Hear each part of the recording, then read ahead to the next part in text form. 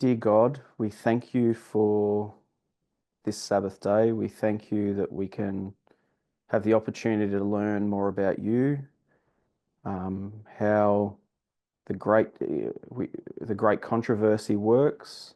Help us to get a renewed understanding of the conflict that is happening around us, so we can get a better understanding of ourselves and the problems we face, and help us to understand the arguments and to better understand our nature. We pray for understanding now.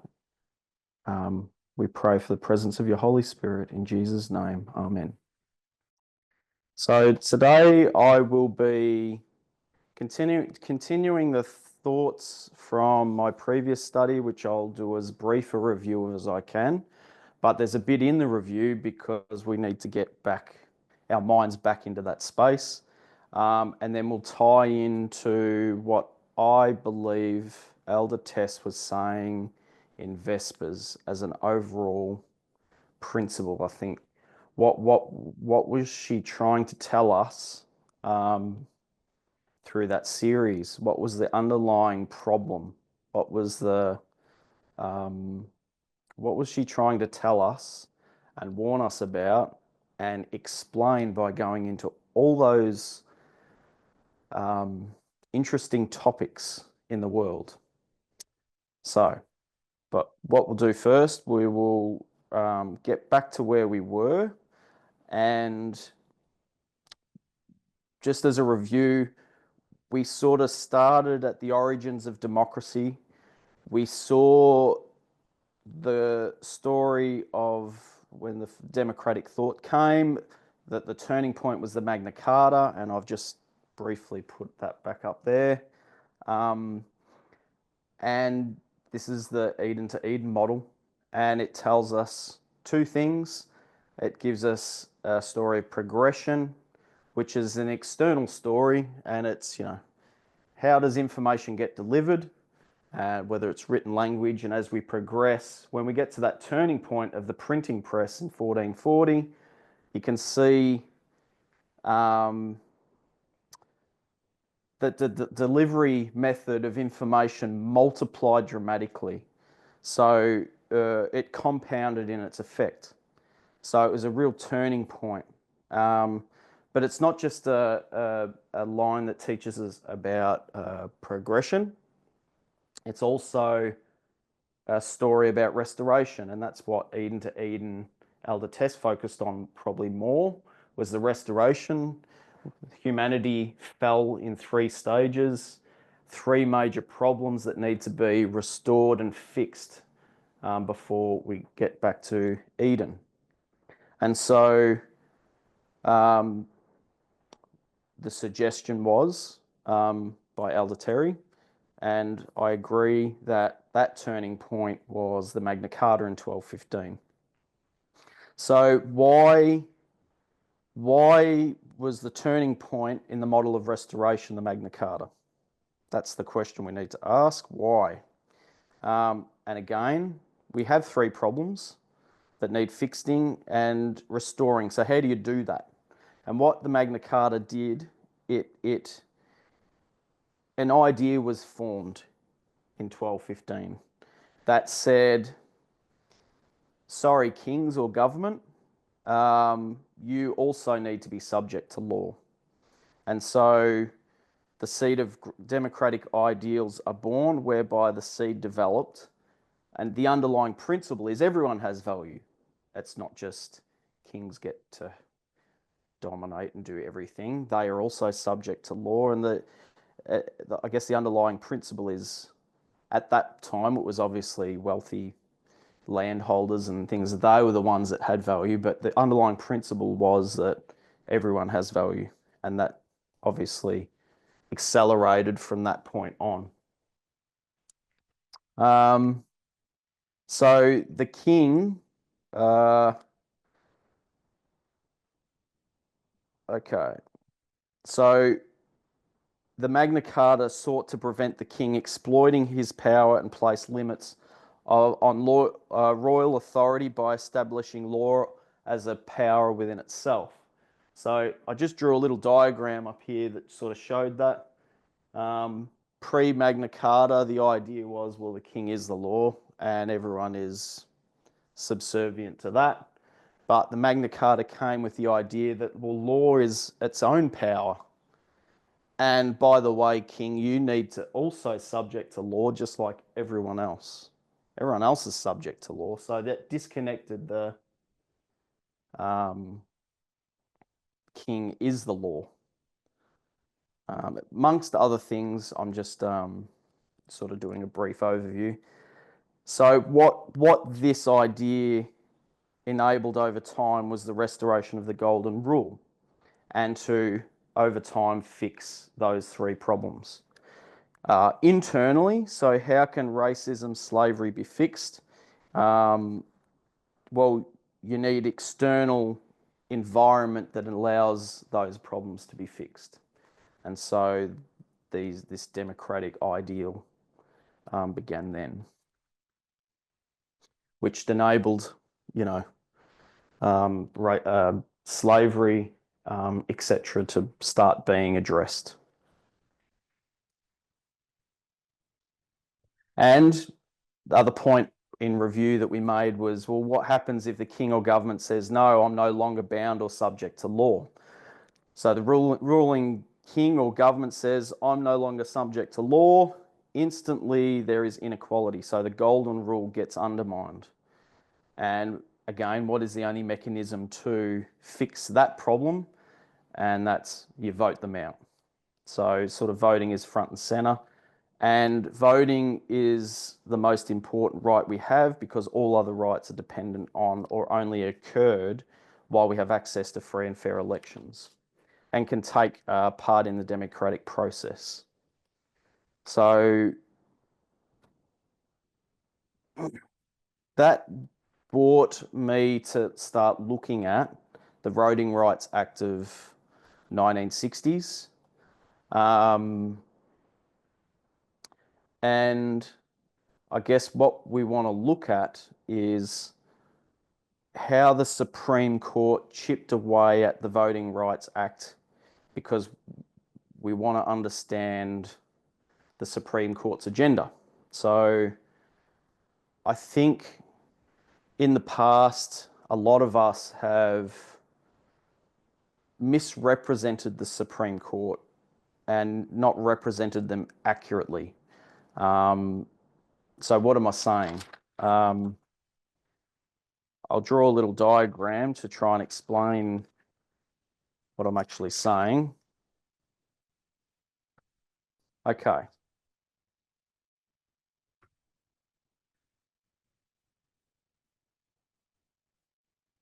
So if I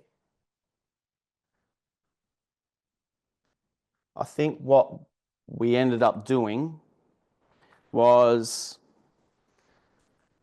let's say we've got Andrew Tate here. Oh. Does everyone know who Andrew Tate is? I'm not very familiar, Brenden. Andrew Tate is one of the most prominent men's rights activists. He's makes a living off being extremely misogynist. So he's an online influencer. And we in the movement would look at Andrew Tate or a person like that and say, you're sexist. And that's easy to see because it's outward and easy to see. So, and what we end up doing, or most of us, or the left wing, I'll just say, they will look at, say, the Supreme Court, and they'll say, well, you've gutted the Voting Rights Act with Holber versus Shelby. The outcome is that, well, now it disenfranchises people of colour, so now they can't, participate in free and fair elections because you're making it difficult for them, so therefore you're racist. So you can see that it's what we end up doing is not understanding what they're actually saying. And so what we end up saying is the Supreme Court, you're racist and you're with Andrew Tate. All right? And the danger of doing that, what we're actually saying is not true. We're actually creating a straw man, straw person, because it's easy to fight a straw person made of straw than actually fight and see what the Supreme Court is actually saying, the conservative side. So we're actually saying we're creating a straw man because it's easier to fight the straw man and argue against the straw man than the actual Supreme Court. And what ends up happening when we look at the Supreme Court and we go, the conservative majority, we go, you're racist, you're sexist because of all the rules that you're judging on. And you're saying, well, now you can't have, we're going to kick, we're not going to federally protect access to abortion. We're going to kick that back to the states. All right? So we're going to say, well, that's sexist. Well, that's not what they're saying. That's saying you're fighting a straw man. And what ends up happening, so let's say this is that's a men's rights activist. We'll call this a feminist, feminism. What ends up happening when we use those false arguments to defend our position, we end up moving this way, all right, into basically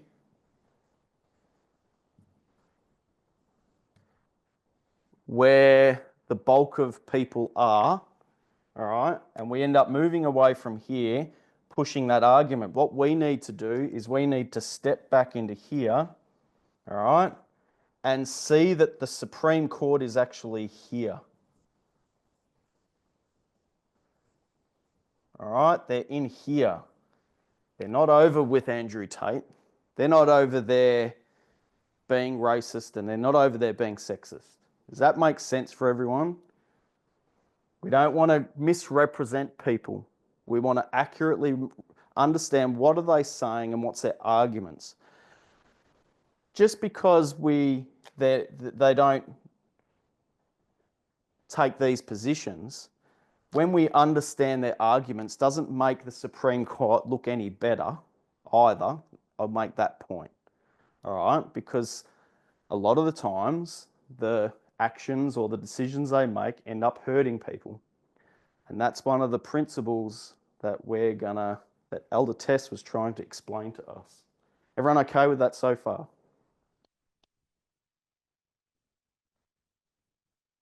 I want to prep everyone to let you know that the Supreme Court is in here, all right, in the middle, and they're saying they've got good arguments, they've got strong arguments, they've got reasonable arguments, and I just want to remind everyone that's exactly what Elder Tess said as well. Whether it's men's rights activists, they have pretty good arguments. They've got reasonable arguments. Social Darwinists, when you look at that and you listen to what they're saying, they have reasonable, logical arguments. And so does libertarianism. They have very good, very reasonable arguments that sound awesome. And we'll keep going. Can I ask a question, Brenden? Yes. So I agree that it's a mistake what you're saying there. My question is, which is the bit I don't understand, if I am that feminist on the diagram and then I think wrongly and make that straw man and do all of that, how is that making me more right-wing? I don't get that connection. Can I go answer that closer to the end? Yeah. And remind me if I don't, because Elder Tess addresses what we in the movement tend to do. And I'm Okay. not saying everyone in the movement does, but she was saying the bulk, the vast majority does X, Y, and Z with the message. And they sort of, but I'll go through it then. And she No, that's fine. I'm ends happy up, to wait. yeah, she ends up saying that we inadvertently chop the message up a little bit, add our own little bit to make us comfortable. And that's why we use these straw man arguments, because then it makes it more comfortable to be in here. If you're saying, if you're always arguing that's extremely sexist, that's extremely racist, you're missing the whole point. The problem area is in here. And I'll just say this a little bit. Do you remember a while ago, I can't remember what presentations they were, she explained it in a different way. She said the right wing is made up of 3 areas. Bulk are in group number 1, but there's a minority in 2 and 3, and down here they're like Andrew Tate. But it's up here that the problem lies, because it's these reasonable mum and dads at the trucker rallies who are just there because they like freedom. It's this group here that enables this and this to be possible. And that's like saying it's this group here makes this possible. And when we as the movement focus on straw man arguments and focus on all the bad, how bad and bad it is, you're missing the deception. And you end up, if you're focusing on how bad it is, this doesn't seem so bad in here. And so I'll get back to that. I hope that starts answering it a little bit. Thank you. Thanks, Brenden. I think she used the term reasonable right. Reasonable right. That was one, yeah. So she said this so many different ways and given us a number of different, she's explained the same thing over and over and again, and I'm only starting to see how she's done that. Starting to see.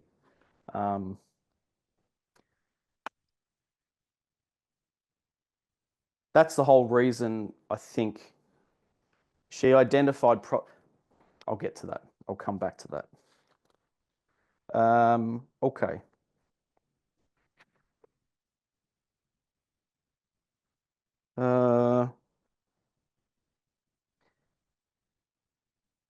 We're missing the thing that we need to see the most if we're focusing on Andrew Tate. We need to see Max. Remember from the article? Yeah. We don't want to be focusing on Andrew Tate because that's the easy thing to see. We want to see the nice people who are there for good and positive reasons, or they've got strong, good arguments. That's what we need to get. Because we don't know what they're saying. How do we know if we're not imbibing that ourselves? And we end up being in this bit. Okay.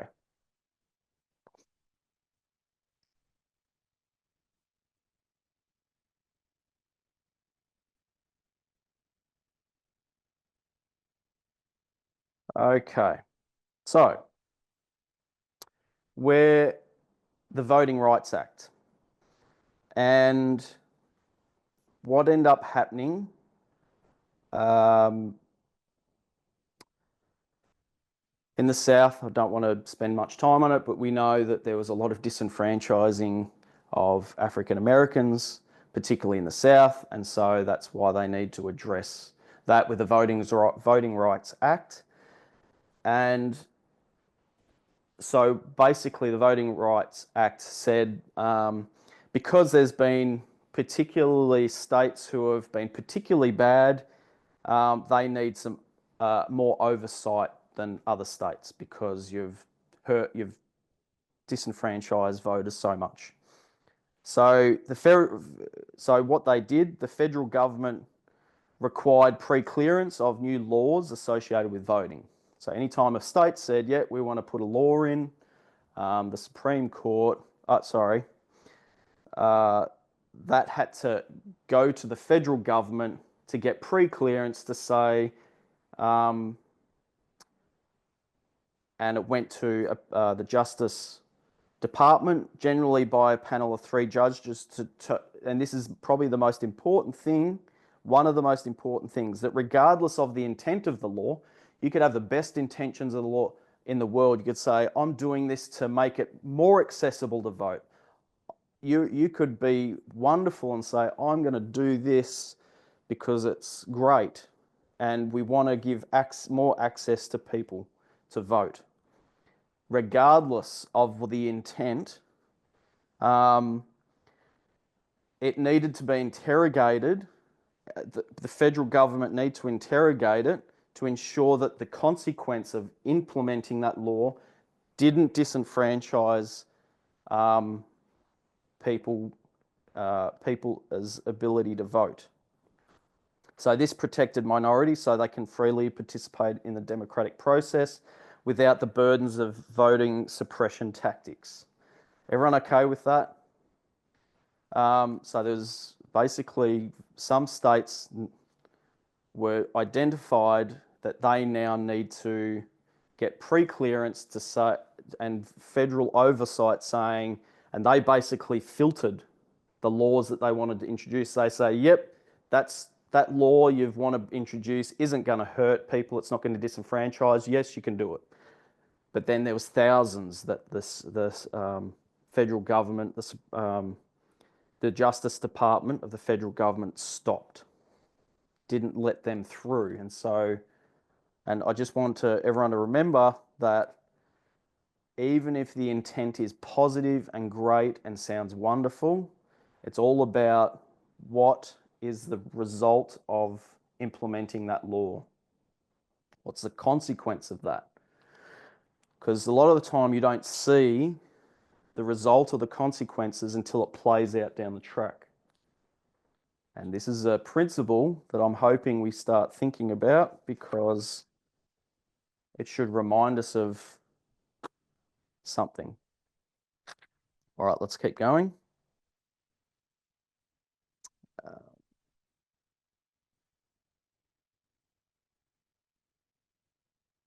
Okay. So how do we decide what area needs to be on the list that needs to get this extra oversight? And this is section 4B of the Voters' Rights Act. So there's particular sections that address certain things. And they had a formula to do that. And I'm not going to go into the details, just to say that the formula basically, it might look at population, and it might only see that 1% of African Americans are registered to vote, so they know what's going on. So therefore, you're on the list because something's going on over there.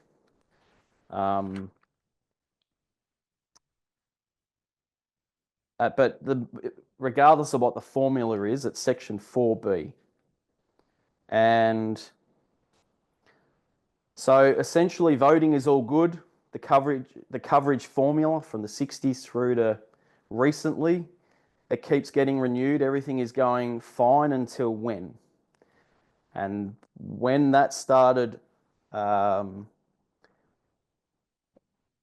getting addressed was Shelby versus Holder in 2013.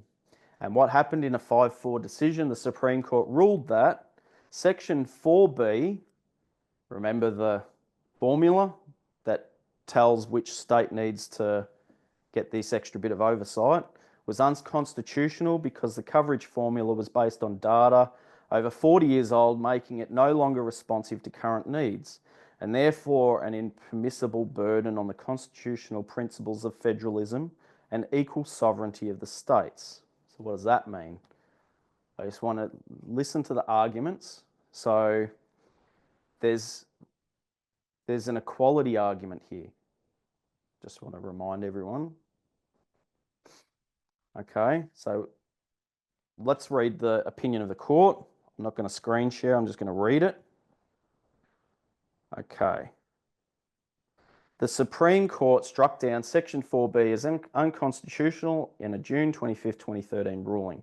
The majority opinion was delivered by Chief Justice John Roberts, joined by Justice Scalia, Anthony Kennedy, Clarence Thomas, and Samuel Alito.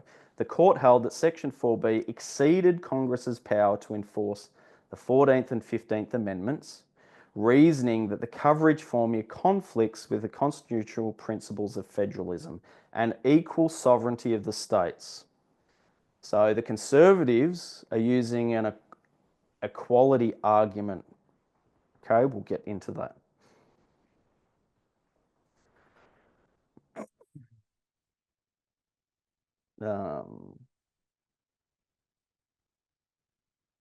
Because the disparate treatment of the states is based on 40-year-old facts having no logical relationship to the present day, and thus is not responsive to current needs, the court held that Congress cannot subject a state to pre-clearance based simply on past discrimination.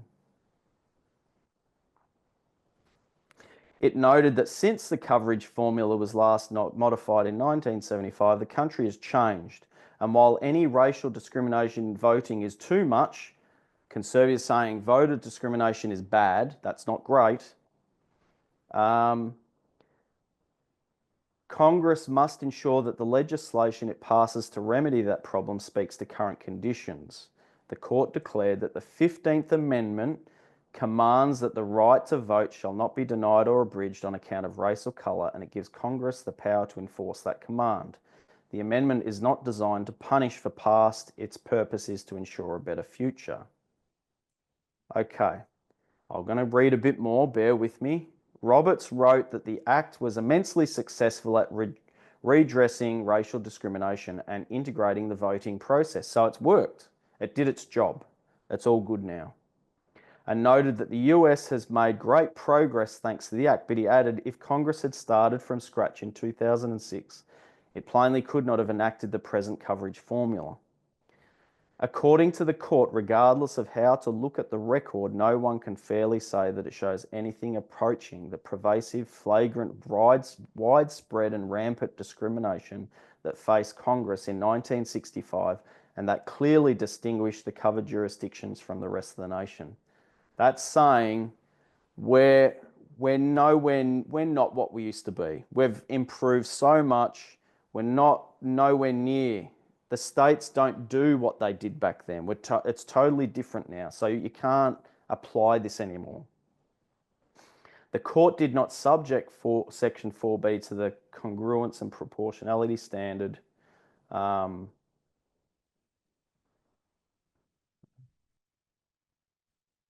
court also noted that the federalism concerns the Section 5 pre-clearance requirement raised, but did not reach the issue of whether Section 5 is constitutional. However, because the Section 5 pre-clearance requirement applies only to jurisdictions covered by Section 4B coverage formula, this decision rendered Section 5 inoperable unless Congress enacts a new coverage formula. So they've kicked it back to Congress to then update the formula. But what it did, it basically made it shot that down. Like it's no longer fit. It can no longer function. So the result is states no longer have to go through that federal government filter, and so now they can just introduce laws in their own state, their own counties, and they don't have to get this federal oversight, because we need to go into the reasons why they decided that.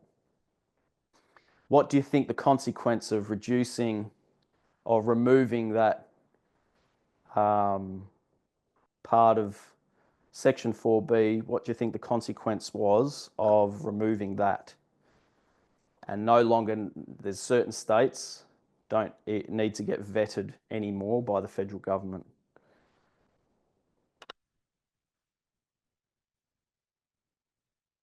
Didn't ask that, it was a long-winded question.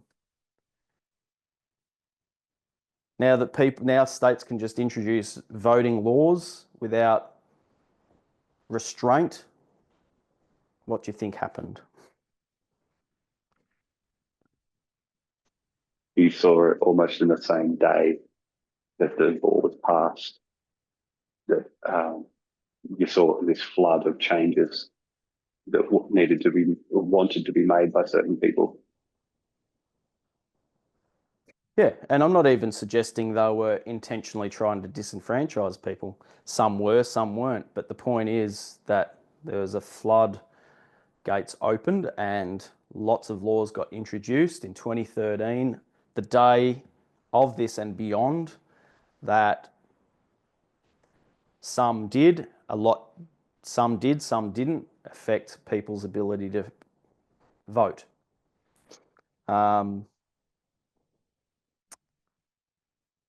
Okay. We want to know what the arguments are. How did they come to this decision? Because I'm telling you, it's not ugly. So the decision was considered a turning point for voting rights in the United States. So now, in essence, states or counties no longer have to receive pre-clearance or permission to implement voting laws. They can just do it. I just said that. All right, so I'm going to read one more thing. So again, I want to make the point that I'm not saying that the conservative justices are over here trying to be racist to stop people, black people voting. I just don't, that doesn't make sense. And that's just not their argument. That's not what they're saying. That's not how they can argue anyway. We're just like bypassing all this stuff and saying, creating straw man arguments. All right, I'll read one other thing. The Shelby County ruling marked a significant turning point for voting rights in the United States. In its decision, the Supreme Court invalidated on constitutional grounds Section 4B of the Voting Rights Act, which provided the formula for determining, we've gone over this, which jurisdictions were covered under Section 5. Without that formula, all jurisdictions were released from coverage overnight. So that coverage was no longer required. States and counties, do what you want to do.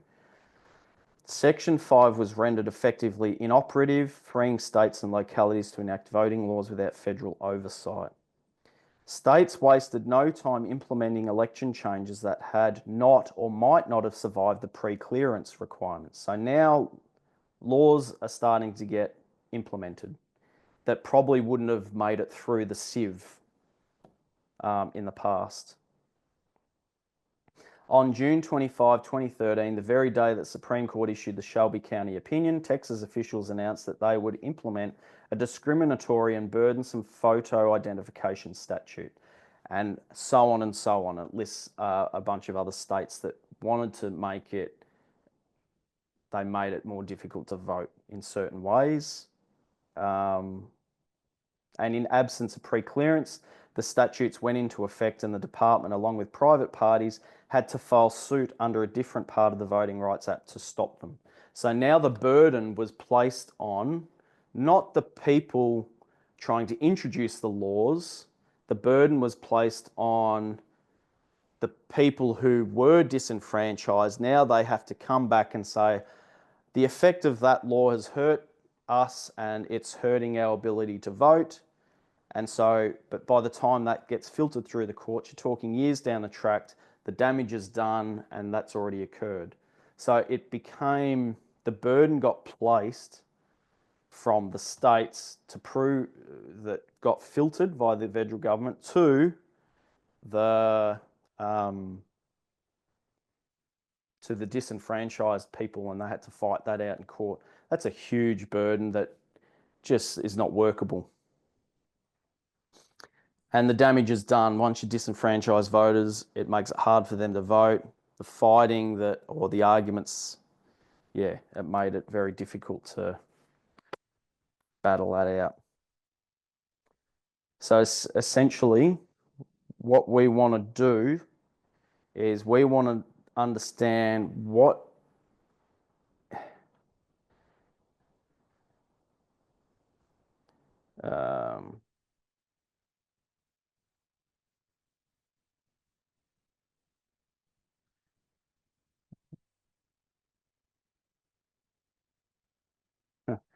I might as well read this while I'm here.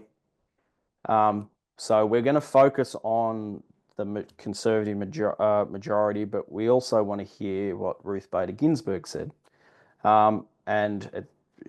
Justice Ruth Bader Ginsburg proved prophetic when she observed in her Shelby dissent that ending pre-clearance, stopping the federal sieve, she observed that ending pre-clearance was like throwing away your umbrella in a rainstorm because you were not getting wet. And without Section 5, new laws can be challenged only through long, protracted, resource-intense, case-by-case litigation, and that's what I was trying to say before. We'll have a look at what she said later. What we really want to understand is what is the Conservative majority saying. Now, I could have just as easily picked any other case. It might tell me similar, the same things, because we want to understand the underlying principle of the Supreme Court. What's the ethos? Why they're deciding the things they decide? And why do we care? Don't really care why the Supreme Court is making these decisions. We need to understand why they're making those decisions because we need to see it, the same principles in our own movement, in our own lives. That's the purpose of looking at this. Okay. Could have just have been any other court case from the Supreme Court. What is the Conservative majority saying? Okay. Does the renewal of Section 5 of the Voter Right Act under the constraints of Section 4B exceed Congress's authority under the 14th and 15th Amendments and therefore violate the 10th Amendment and Article 4? So, I've just drawn this, and I think I did this last time. You've got 15th Amendment and Article 4. Tell you what they are in a second. Sorry. Section 5. Sorry, that's my mistake. Section 5. This is the Constitution now.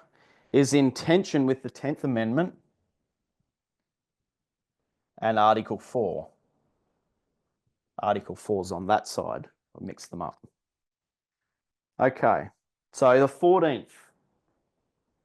Hang on. What am I saying here?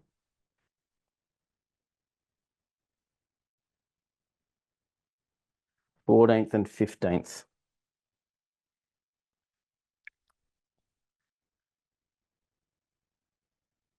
Okay. So the 14th, I'm just going to paraphrase the 14th Amendment. It's basically equal protection, due process.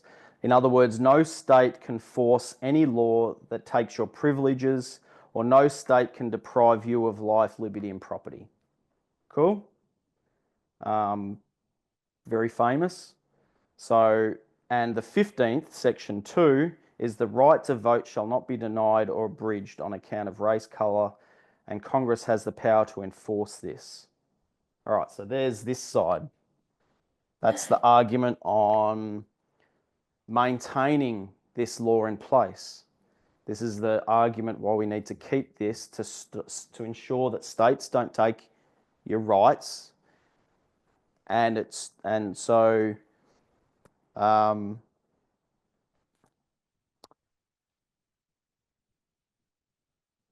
your voting rights cannot be denied or abridged according to race, colour, or sexual orientation or whatever. So comprehensive, strong position there. Now we want to go to the other side.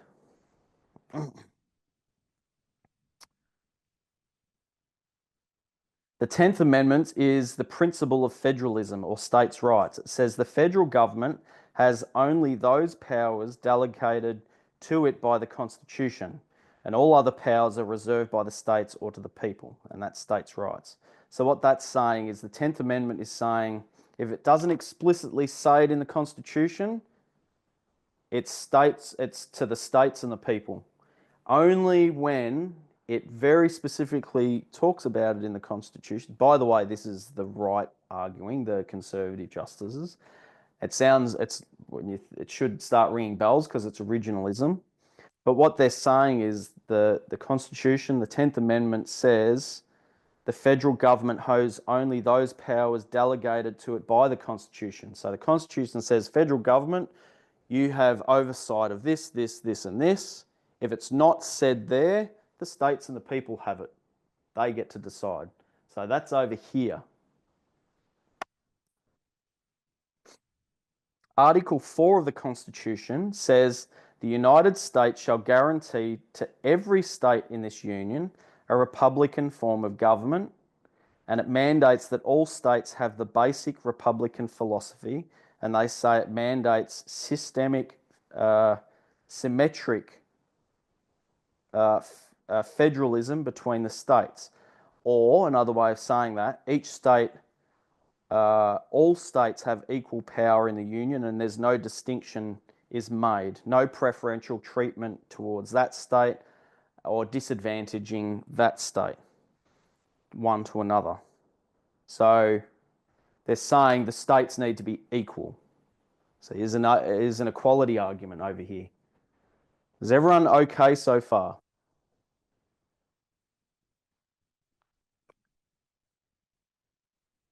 The conservatives are over here, and they're saying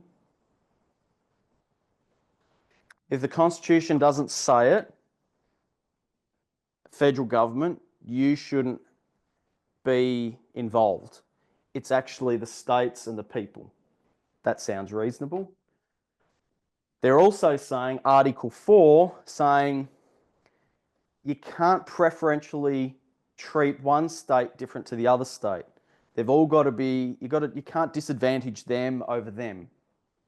They're reasonable arguments. All right, so here we've got the tug of war going on.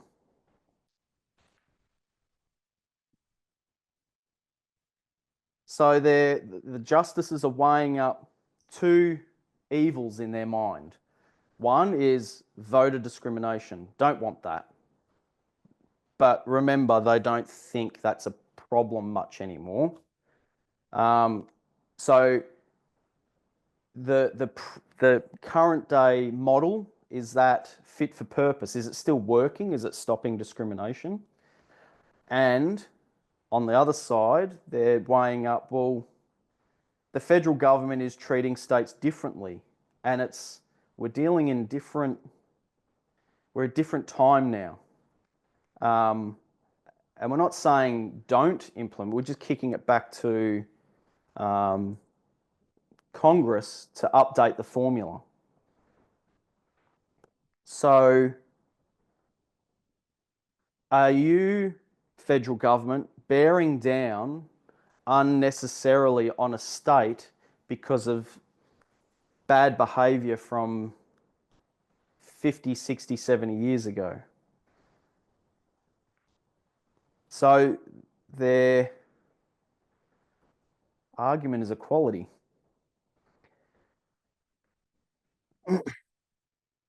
And remember, the Constitution, it very clearly says that if the Constitution doesn't explicitly say it, the states and the people get to decide on that. And that's why you'll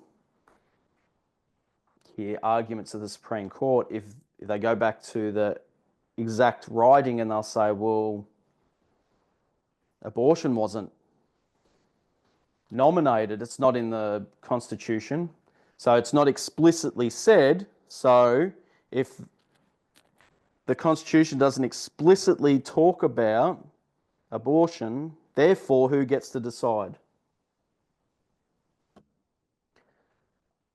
The states and the people. And that's what Trump's saying. What's this starting to sound like? It should be ringing bells.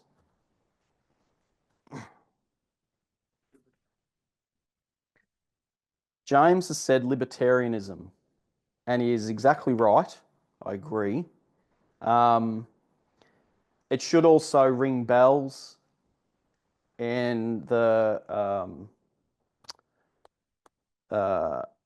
Alpha of Modern Israel with states' rights and the arguments, the reasonable arguments that were used to defend states' rights in that history. I'm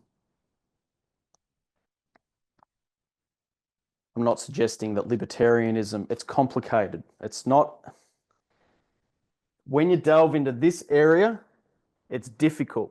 That's easy. That's why we go, because that's easy to see. When you start delving into this, it's actually harder to see. And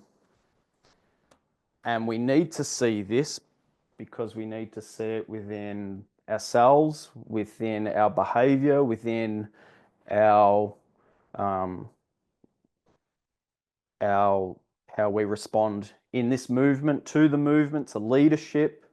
Because remember, we've got states' rights with an authority figure over them saying you can't do, they're filtering behavior. All right, so there's many applications for this movement, and I want us to keep that in mind as we go through as well, and in our lives, within our families. And I have to also say, I agree with James. Predominantly, we're seeing libertarianism here, but they just go hand in glove with men's rights activism and social Darwinism. We're not going to talk about that much, but and that's why Elder Tess did what she did and told us about that Trinity. And that's the problem that this world is facing, and that is the problem that this movement is facing. And Elder Tess identified that we focus too much over here to make ourselves feel better, because she's identified that a lot of the arguments she heard, she recognised that people were in here, not over here. So, all right, we'll keep going.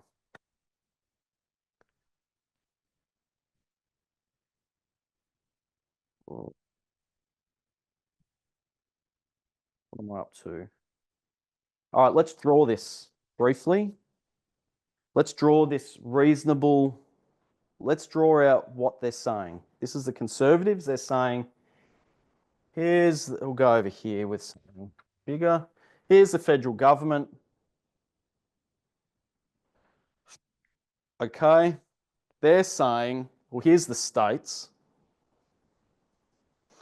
And let's say this is Texas. And this is Oregon. I don't think they're on the list. Let's just say it's Oregon. I don't think they're on the list that required pre-clearance. I know Texas was.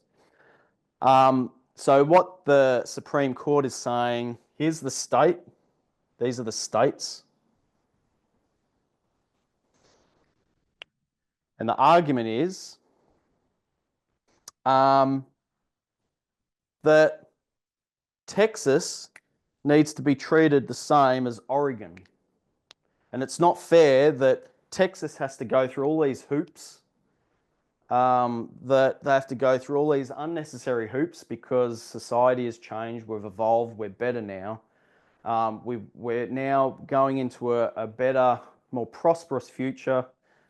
We don't need this. And this is just unnecessarily burden. You're treating these states unequally. And therefore, you're breaking the Constitution in I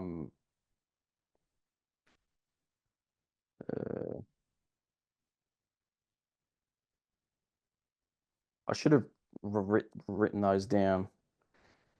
The 10th Amendment. You're breaking the 10th Amendment. You're not treating them equally. Oh, no. I think it's the other one.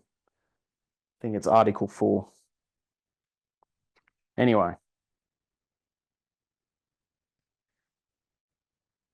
So, at the moment, there is no, if we maintain this in place, At the moment, there's no equality between the states because Texas is unnecessarily burdened to go through all these things. And so I guess what I'm saying is they're painting a positive, nice picture. That stuff's in the past where we're not like this now. Society is better now. And that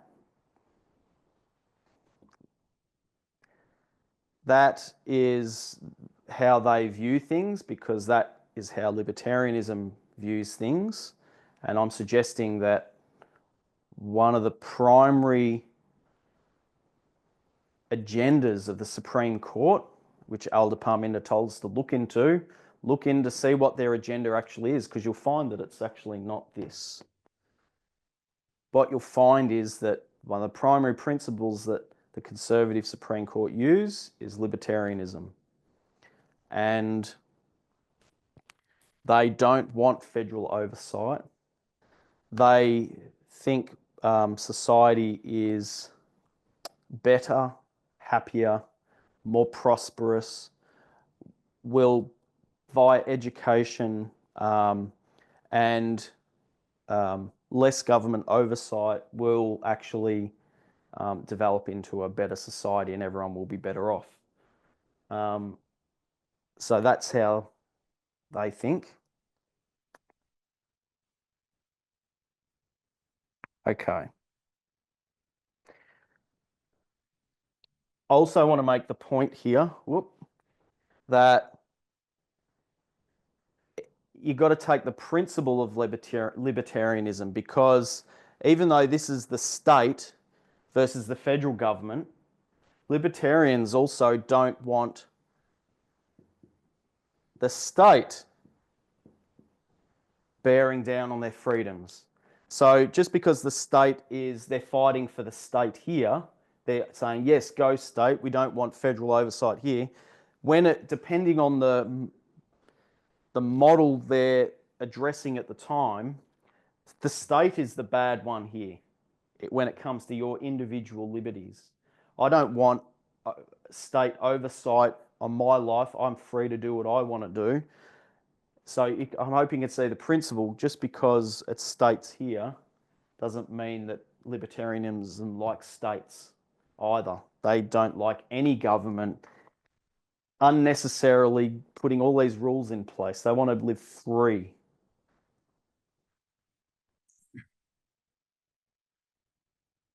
Okay. I mean, I could also put the movement. I could put members and leadership. Just the same. We're going to deal with that probably the next time. I want to go into in detail, and I need everyone's help to do that.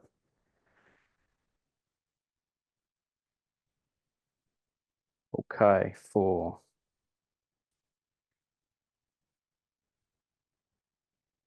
Let's talk about what libertarianism is. A political philosophy that believes in freedom and the autonomy of the individual above all else. They advocate a much smaller government, one that is limited to protecting individuals from coercion. Coercion is like force. So the only reason you need a government is to protect individuals from force from another actor or the state itself, and violence. So they've got a very limited definition of harm. So they oppose government bureaucracy and taxes and promote private charity, tolerate diverse lifestyles, support the free market and defend civil liberties. All right, I'm just going to read another definition that might be helpful to us. Libertarianism, again, this is just a small review of Vespers. We delved in detail of what libertarianism looks like.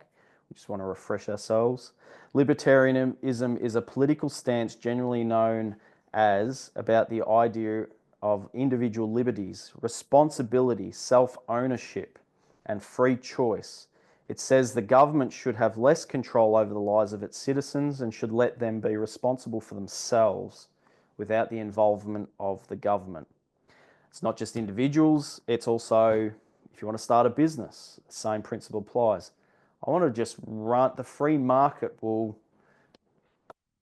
flourish even better with no government oversight. The only oversight is to protect someone from damaging my property or committing violence against me or stealing against me. That's the only reason why you would have a government. There's no other reason.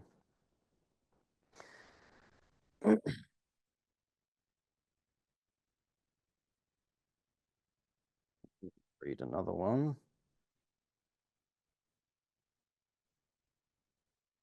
Yeah.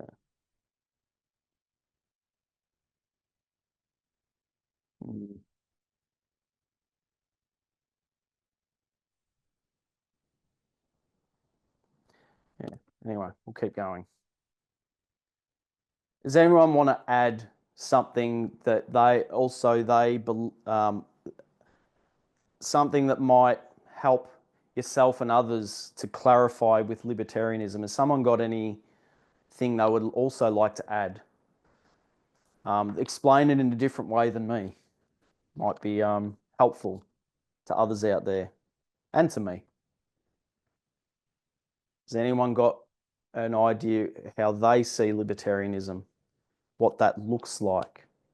Because we know it looks great, sounds good. I can make a little comment about my thought on it. Sure. Libertarianism is another word, as Elder Tess had pointed out too. It's like aiming for the maximum amount of individual freedom with minimal government interference. So small government, as small as possible.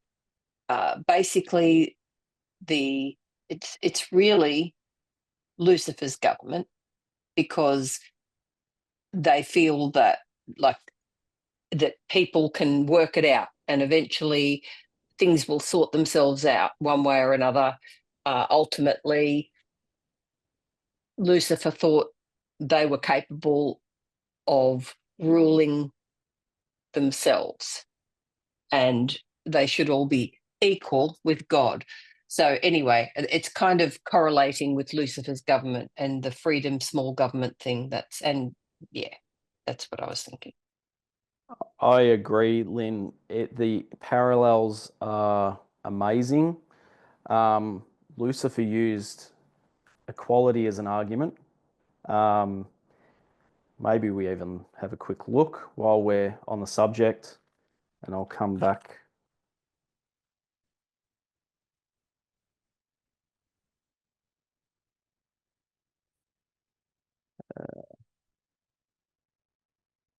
Let's see if... Can everyone see that? I can see it. Yep. Okay. We're familiar with this. I just want to touch on a few points to reinforce what Lynn is saying. Patriarchs and Prophets 37.1. We'll just touch on a few points. I'll read it because I'm going to read it anyway. Leaving his place in the immediate presence of God, Lucifer went forth to diffuse the spirit of discontent among the angels. Lucifer worked with mysterious secrecy and for a time concealed their real purpose. Under an appearance of reverence for God, Lucifer began to insinuate doubts concerning the laws that governed heavenly beings, intimating that though laws might be necessary for the inhabitants of the worlds, angels, being more exalted, needed no such restraint, for their own wisdom was a sufficient guide. They don't need oversight from big government. They were not beings that could bring dishonor to God. All their thoughts were holy. It was no more possible for them than for God themselves to err. The exaltation of Jesus as equal with of God was represented as an injustice to Lucifer, who it was claimed was also entitled to reverence and honor. If this prince of angels could attain to this true exalted position, great good would accrue to the entire host of heaven, for it was Lucifer's object to secure freedom for all. So there's a little snapshot. There's the model of government. There's Lucifer's government. We don't need God's government oversight because we're fine. It's all good. We can't do anything wrong. We're a positive force for good. And we're only just going to get better and better if we have this restraint let go on us. Because the goal is to create freedom for all. Freedom against what? Law. Limit the law. All right, let's read. Maybe we'll look at... Brendan, can I add something there? Yes. Yes, go. Just within the argument that Lucifer gave, you could see social Darwinism. We're just going to get better. Yeah. Also, you can see the arguments that were there when you compare God with America. So you had, let's say, God, then you had angels, then you had the worlds, and on the other side you have federal, state, and then all the people. So federal power pushes power down to the state, and then the people in the state are the ones who suffer as a result, which is that model that Lucifer was holding up. Yep. I like that. Thank you, Graham. And thank you, Lynn. I'll read this little bit. There had been no change in the position or authority of Christ. Lucifer's envy and misrepresentation and his claims to equality with Christ had made necessary a statement of the true position of the Son of God. It's an argument of equality. 42.4. I'll just read a couple more things while I'm here.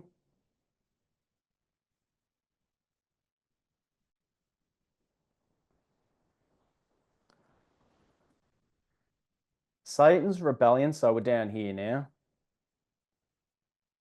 Satan's rebellion was to be a lesson to the universe through all coming ages, a perpetual testimony to the nature of sin and its terrible results.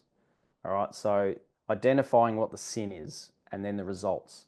Because the sin, you don't see the results. Sin looks great, it looks positive, it looks wonderful. It's only when the results come, and the results come down the track.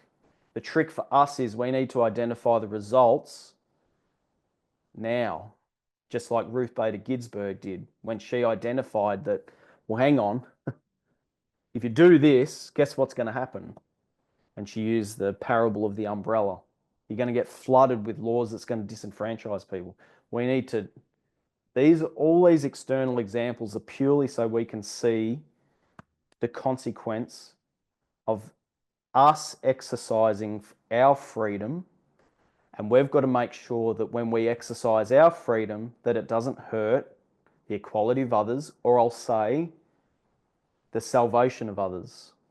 We can't exercise our freedom at the cost of salvation of others. The working out of Satan's rule, its effect upon both men and angels, would show what must be the fruit of setting aside the divine authority. It would testify that with the existence of God's government is bound up the well-being of all the creatures God has made. Thus, the history of this terrible experiment of rebellion was to be perpetual safeguard to all the holy beings. So it just tells you what God's law is. It's about the well-being of all creatures. You can't exercise your freedom. Again, it's just Vespers. It's equality versus freedom, freedom versus equality.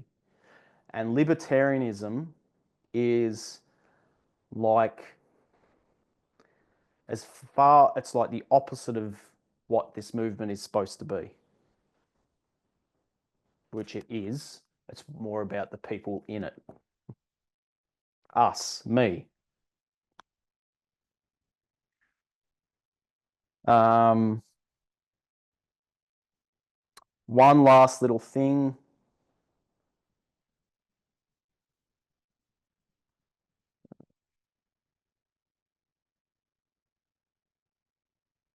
We're here now, so we might as well have a brief look at some of them.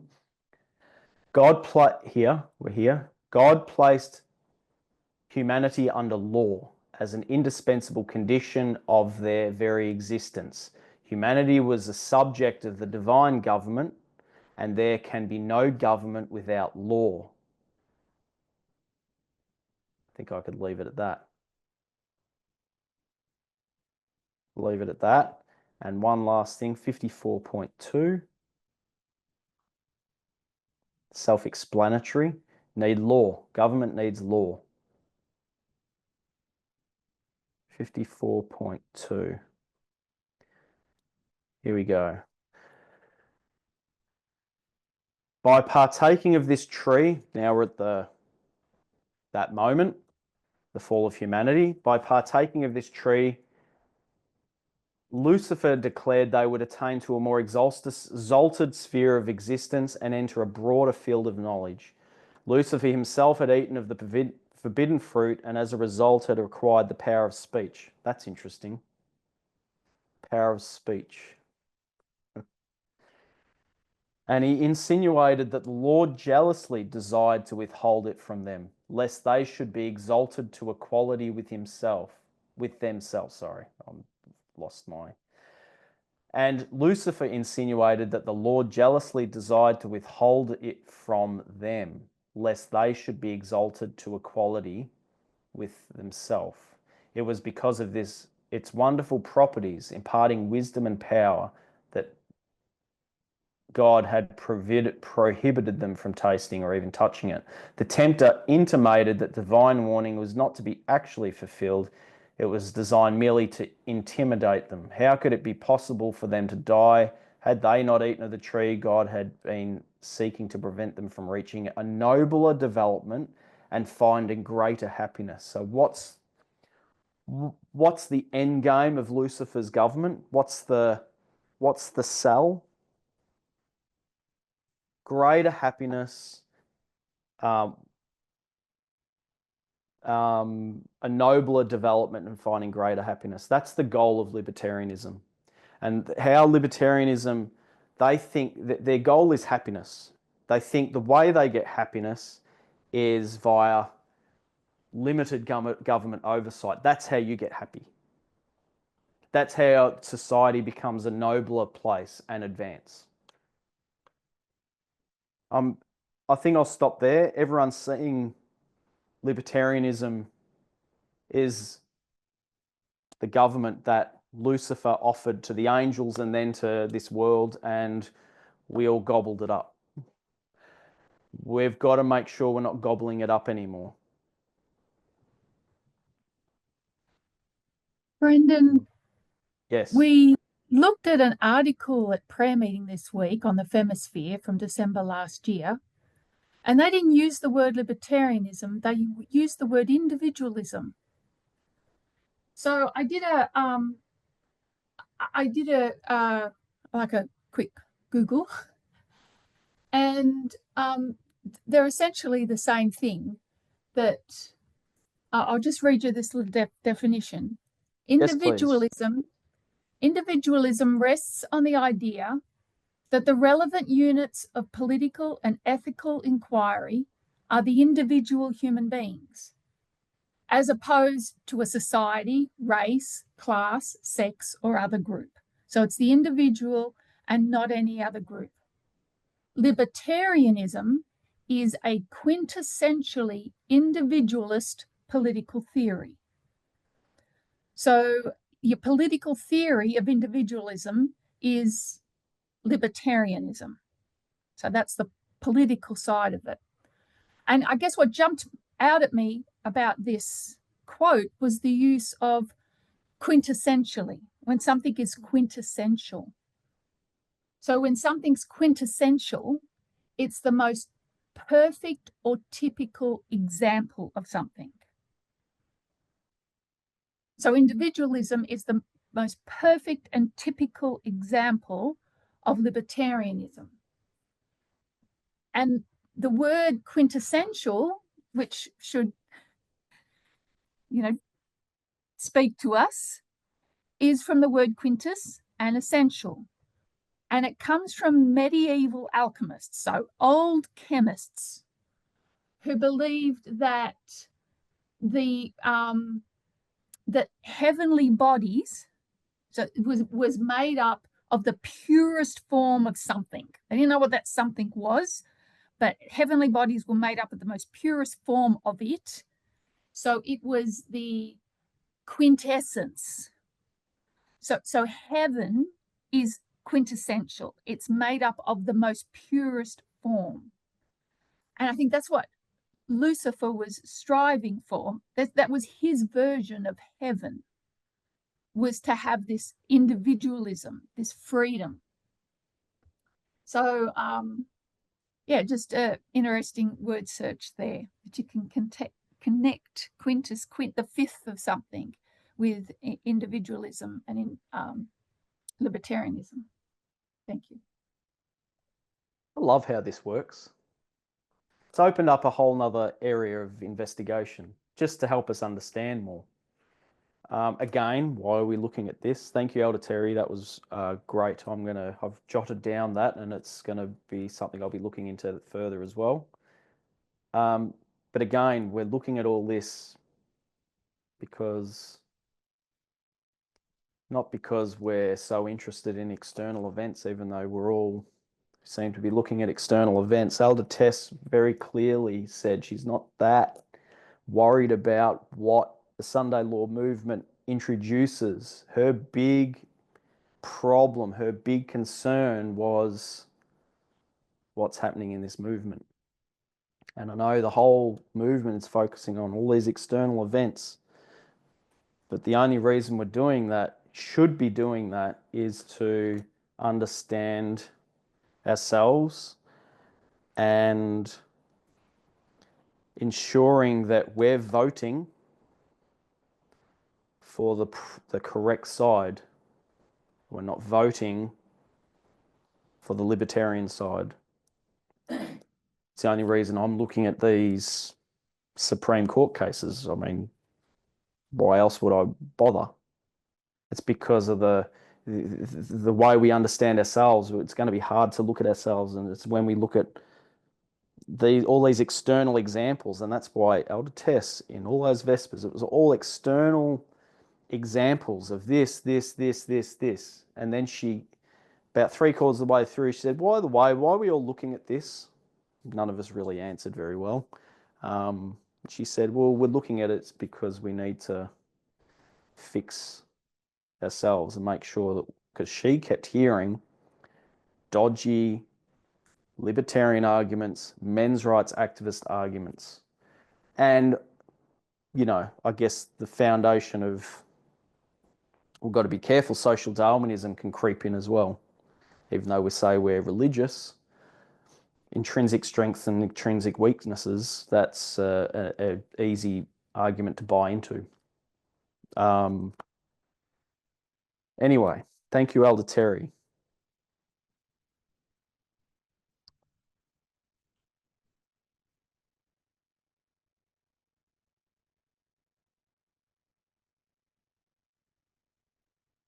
So back to the Conservatives, the Supreme Court. They're prioritising states' rights over an overbearing big government. We can see that. Reminds me of the arguments in antebellum South with the states' rights. But again, it doesn't matter what the intent is. It's Lucifer's intent. All these arguments, it could be all positive and the intent is even good. It's how that plays out, and eventually inequality is harmed. And that's why it takes effort to trace that and see the consequence. Sometimes it's apparent very quickly and easily because we've been there, done that. and we know that you remove the Voting Rights Act, well, it's only clear that states are going to do that. Some of us would identify that quickly, but there's instances, and that's why I'm saying moving forward, probably not this time, next time, we want to break all this down on the board and trace our behaviour personally in this movement and see what side are we actually on here. Are we, is our argument, are we basing our position on this or equality? That's where we're heading.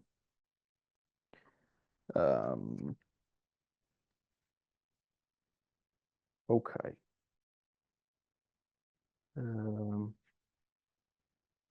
Again, another thing, libertarian is the underlying agenda of the dragon. And that's what Vespers was all about. The Trinity, libertarianism. So when you see the Supreme Court decide, they're using the ethos of the dragon as the priority. And you could look at Master Pete Cake Shop as an example. And that's what Elder Tesh used as an example. Maybe I'll just briefly touch on it. So in the Master Pete Cake Shop, the conservative side, maybe I'll just draw this, is Masterpiece. Conservatives, let's use the threefold union instead of Protestantism, Catholicism, and atheism. Let's say dragon, beast, false prophet. We could use it interchangeably, but in this example, does everyone remember what the Masterpiece Cake Shop is? It's where a cake shop owner, it's his property, his ingredients, his time, he makes the cakes, and he's saying, I don't really agree baking a wedding cake for a homosexual couple. So went to the Supreme Court. So how does how does Protestantism decide this? They just go, that morally disagree with that. So they're on the side of the owner. So they're going, so the false prophet, their argument is, well, I don't agree morally. It goes against my religious belief system, my religious convictions. Let's just keep it with a false prophet and let's just go straight to the dragon. What does the dragon say?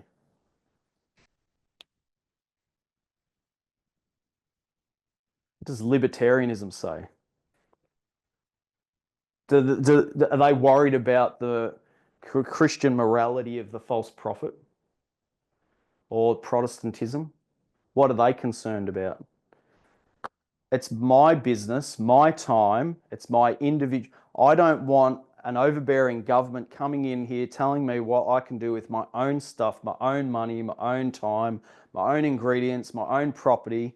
If I want to sell cakes to this person, I will. If I don't want to sell it to this person, I won't. So that's the dragon. That's libertarianism. So can you see that their arguments are different? But again, your arguments have to be based in law. Anyway, let's keep going. I don't want to delve into that too much because we could just, it's a time 12:20. We could look at Burwell versus Hobby Lobby, which was one of the primary things that Elder Test talked about. We could look at that, but we won't. You could probably throw a dart at a lot of the cases that have flowed through the Supreme Court over the past 20 to 30 years.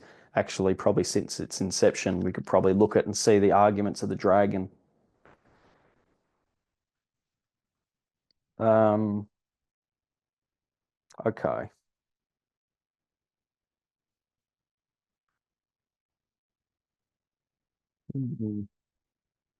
My notes are all over the place.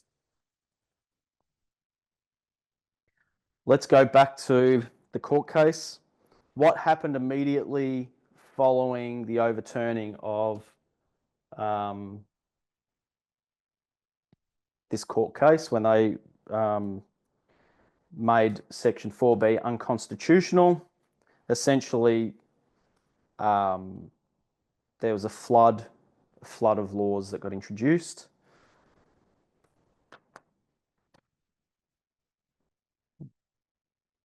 Okay, we've gone over that.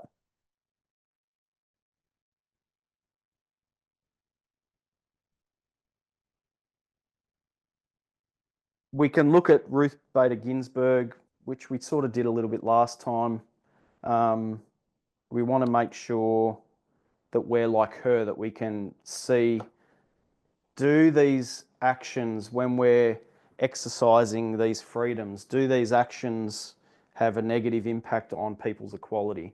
And Ruth Bader Ginsburg and the Liberal component of the Supreme Court identified, and they created a dissent. And she basically, I read it out to you before, but she's basically saying, I drew it last time. She's basically saying that it's raining flat out at the moment. It's raining.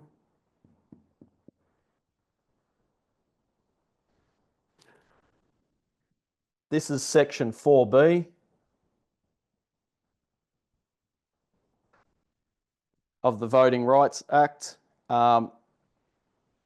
And this under here, this person is voters. This is the voting, this is voters' rights here. Voters' rights. At the moment, they're not getting affected. They're getting protected. The rain coming down are voting laws via the states. This here is the federal government, the Justice Department. They're sitting there vetting all these laws and not letting, they'll let some go through that don't affect voters' rights because rain's still coming down here. But they won't let anything through that affects voters' ability to play a part in the democratic process.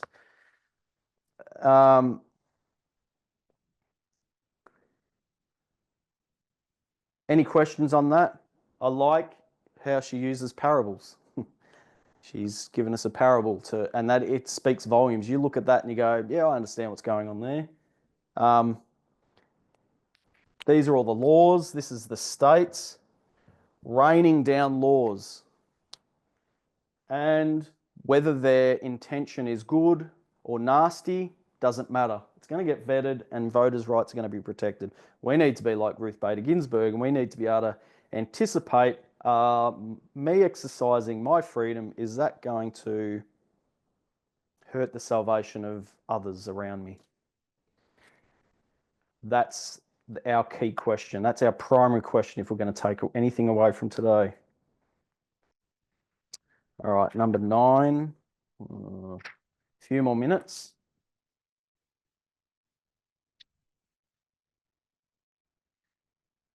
I'll finish on this.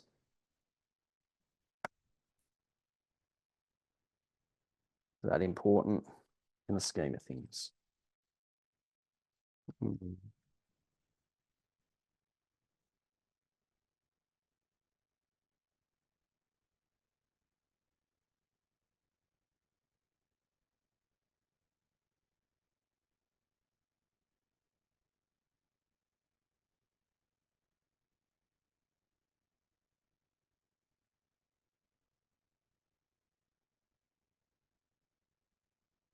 I might bring it back to this. I'll skip some stuff and talk about this. I might do that another time, the part that I missed. So there's one primary reason we're looking at all of this. Why are we all looking at these external events? I've talked about that. Why do we care? Why are we even thinking, or why are we tracking this? The whole movement is fixated. What is the Sunday law? Look at all these events. Why? What's the reason? And like I said before, Elder Tess said she wasn't even concerned what they were going to do with the Sunday law or the things going on out there. Her point, I'm not saying she didn't care, but she was driving home a point. And the point was, we look at all of these events and stories because it helps us understand ourselves, where we are failing. She was hearing, like I said, men's rights arguments, libertarian arguments, and we're understanding that that is the philosophy of Lucifer's kingdom, which is a frightening thought if that's what a lot she was hearing the most. We need to make sure that our faith and practice comes from a place of equality, not freedom, because they can sound very, very similar. It's very difficult to explain and navigate the external. You can see how hard it is to talk about this, quite easy to talk about that, or the sexism. It's easier to create straw people arguments. It's difficult to explain the external, and it's difficult to explain the internal. And I guess when you think about what's happening, I'll draw it down here. I mean,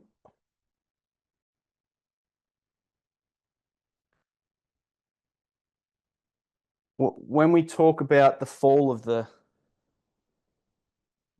sixth kingdom, the protector of the people, the sixth kingdom, the protector of the people, the rise of the seventh kingdom. This is the sixth. Therefore, it's not protecting the people. It's the seventh kingdom came to prominence, and it's libertarian at its core. At its core, I'm not saying it's complicated because it's a threefold union. There's lots of things going on, but a lot of its principles, how it has, its core principle is the dragon, and the dragon. I like what Lynn said. It's like extreme freedom. And what I guess it's like the 10 toes. There's iron and clay, because the dragon doesn't really mesh well with the false prophet. There's things that conflict there. Iron and clay don't mix very well. And so I guess today we're focusing on libertarianism. And what we're going to go into next time, amongst other things, I'll just finish off on this. We want to look at, it'll only be 20 seconds. We want to look at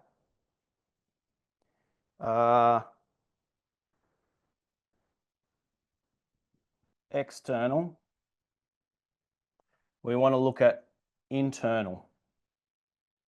So when we look at libertarianism on the outside, in the external,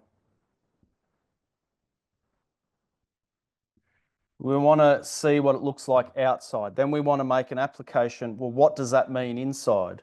And then we want to say, well, our personal positions, are we actually libertarian?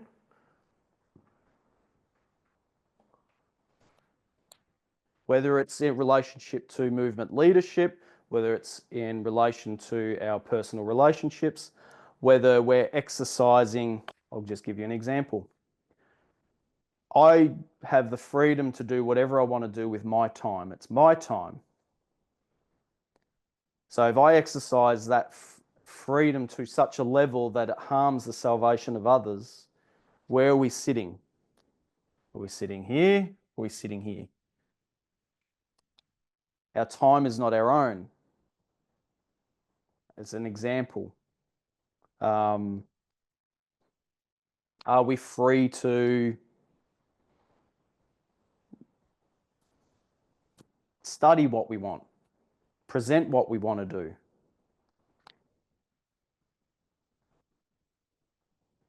Anyway, let's that's where we're heading. We'll close with prayer, and I'll hand it back to Elder Terry because we're out of time. Please join me in a prayer. Dear God in heaven, we thank you for the messages of the Midnight Cry and the years post 2018. We pray for a renewing of that understanding. We pray for the latter rain to